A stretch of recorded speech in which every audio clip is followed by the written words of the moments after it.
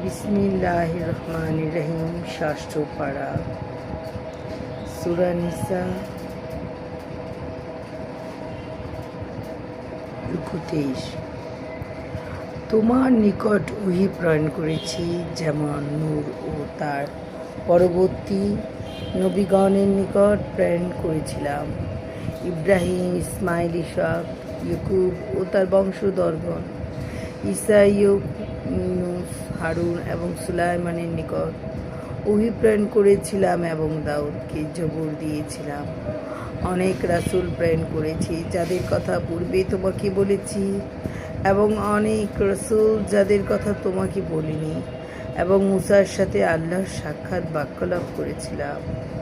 সুসংবাদবাহী ও সতর্ককারী রাসূল প্রেরণ করেছি, যাতে রাসূল আসার পর আল্লাহর বিরুদ্ধে মানুষ কোনো অভিযোগ না করে, এবং আল্লাহ পরাশালী প্রজ্ঞাময়। কিন্তু আল্লাহ যা তোমার প্রতি অবতীর্ণ করেছেন তা তিনি জেনে শুনে করেছেন।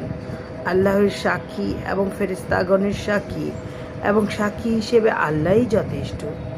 যারা অবিশ্বাস করে আল্লাহর পথে বাধা দেয়, তারা ভীষণভাবে পথভ্রষ্ট হয়েছে। যারা বিশ্বাস করেছে, অত্যাচার করেছে, আল্লাহ তাদের কখনো ক্ষমা করবে না এবং তাদের কোনো পথও দেখাবেন না। জাহান্নামের পথ ছাড়া সেখানে তারা চিরস্থায়ী হবে, এবং এ তো আল্লাহর পক্ষে সহজ।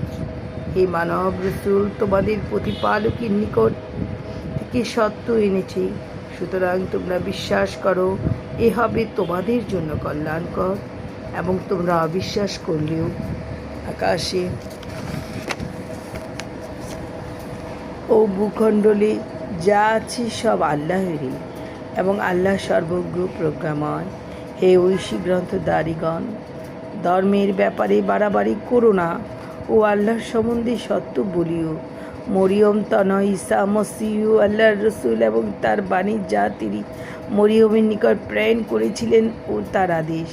সুতরাং তোমরা আল্লাহ ও রসুল বিশ্বাস করো এবং বলো না যে আল্লাহ তিনজন, নিবৃত্ত হও, তোমাদের মঙ্গল হবে। আল্লাহই তো একমাত্র পোষ্য, তার সন্তান হবে যিনি এক। এর অনেক ঊর্ধ্বে আকাশ ও ভূমণ্ডলে যা কিছু আছে সবই আল্লাহর। কর্মবিধায়ক হিসেবে আল্লাহই যথেষ্ট।